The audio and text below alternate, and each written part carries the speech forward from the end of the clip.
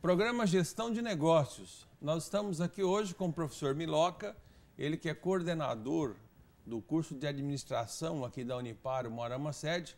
E o nosso assunto de hoje é logística. Nós voltamos daqui a pouco. Até já.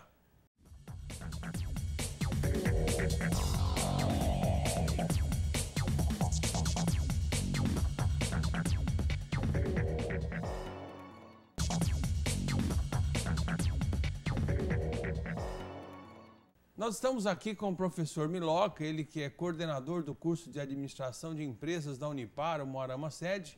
Nós vamos conversar um pouquinho sobre logística. Professor Miloca, vamos começar aí conceituando o que é logística. Que palavra é essa? Para que ela serve?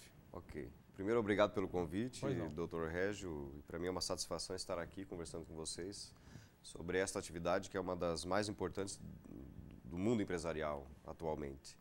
Porque é a atividade que pode trazer competitividade a uma empresa e a uma nação, no nosso caso, o Brasil.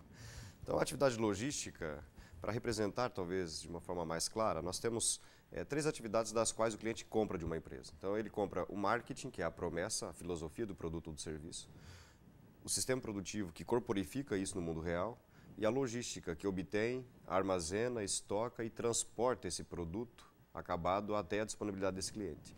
Então, a logística ela se envolve com essas principais atividades, que é a obtenção, armazenamento, distribuição e transporte, dentre outras atividades correlatas, mas estas são as suas atividades principais. Muito bem.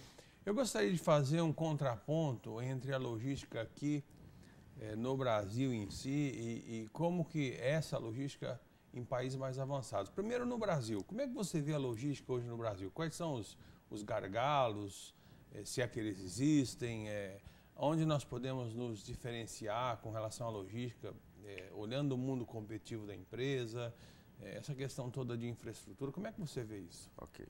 Então, nós temos atualmente, nós somos um país com 8.500.000 quilômetros de extensão territorial. E para esta extensão toda, considerando os dois principais modais de transporte que estamos utilizando, que é o ferroviário e o rodoviário, nós temos 27 metros de infraestrutura em ferrovia e rodovia para cada quilômetro de extensão territorial. Quando a gente analisa os países os mais emergentes, e aí estaríamos falando em China, a China tem pouco mais de 9.600.000 quilômetros de extensão territorial e ela tem 270 metros de infraestrutura em ferrovia e rodovia, sem contar as hidrovias e os aeroportos e portos, né? Então, isso implica que nós estamos um pouco atrás, né, desses países, tanto os desenvolvidos como aqueles que estão em franco desenvolvimento. Implica, então, que nós temos aquilo que frequentemente passa na mídia, o que implica que o nosso custo Brasil ele está um pouco acima do esperado, ou um pouco acima do que nós temos de parâmetro entre esses países desenvolvidos.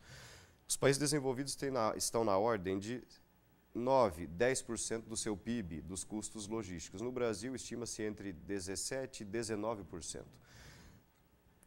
Isso implica que o nosso custo de produção pode ser atrativo em termos do agronegócio, nós somos bastante competitivos, mas o nosso custo distributivo é que pesa um pouco para essa nossa competitividade externa. Então, os governos em si, todas as esferas, precisam ter um pensamento de longo prazo e fazer com que a gente tenha mais infraestrutura à disposição, infraestrutura de baixo custo, né? Porque nós temos, na ordem dos custos, o mais caro é o rodoviário. Uhum.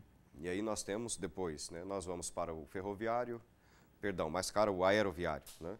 Mas o que a gente normalmente usa, vai para o rodoviário, o ferroviário e o aquaviário. No Brasil, para você ter uma ideia, nós temos instituídos por Deus 29.000 quilômetros de hidrovias, destes nós usamos apenas 10. Nos Estados Unidos, eles criaram 15.000 quilômetros de canais artificiais. Então, aqui nós precisamos ainda desenvolver bastante essa infraestrutura se a gente quiser manter esse crescimento econômico que estamos tendo. Porque já advoga-se, né, que por conta da nossa falta de infraestrutura, nós podemos ter o nosso desenvolvimento tolhido, quer dizer, reduzido, em razão de que vamos produzir e não poderemos entregar. É verdade. Né? Eu vi também agora, há pouco tempo, algumas entrevistas e li algumas matérias sobre o que a China fez em uma das suas alternativas para poder tentar superar essa crise de 2008. Efetivamente foi um investimento pesado do Estado e foi muito canalizado para a questão de infraestrutura, né?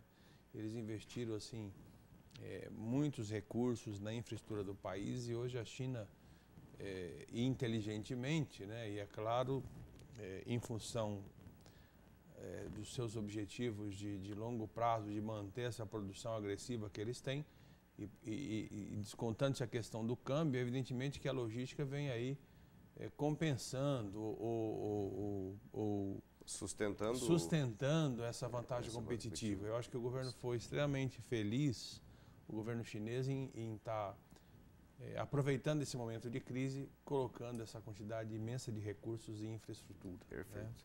Né? E no Brasil nós temos, me perdoe. Né? Pois não, fica à vontade.